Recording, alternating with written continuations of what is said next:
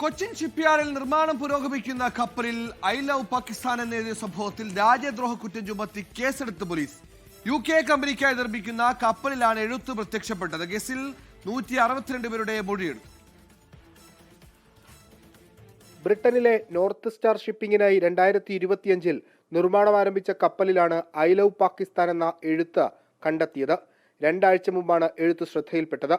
പിന്നാലെ ഷിപ്പ്യാർഡ് അധികൃതർ എറണാകുളം സൗത്ത് പോലീസിൽ പരാതി നൽകി. പ്രാഥമിക അന്വേഷണത്തിന് ശേഷം BNS 152 പ്രകാരം കേസെടുത്തു. രാജ്യത്തിന്റെ പരമാധികാരം, ഐക്യം, അഖണ്ഡത എന്നിവ അപകടപ്പെടുത്തുന്നതുമായി ബന്ധപ്പെട്ട വകുപ്പാണ് BNS 152. എഴുതിയ ഭാഗത്ത് CCTVകൾ ഉണ്ടായിരുന്നില്ല. ഇവിടെ ജോലി ചെയ്യുന്ന ആളുകളെ കേന്ദ്രീകരിച്ചാണ് അന്വേഷണം പുരോഗമിക്കുന്നത്. മുൻപും കൊച്ചിൻ ഷിപ്പ്യാർഡ് കേന്ദ്രീകരിച്ച് ഇത്തരം സംഭവങ്ങൾ ഉണ്ടായിട്ടുണ്ട്. കേന്ദ്ര ഏജൻസികളും വിവരങ്ങൾ തേടിയെന്നാണ് വിവരം. 24 കൊച്ചി.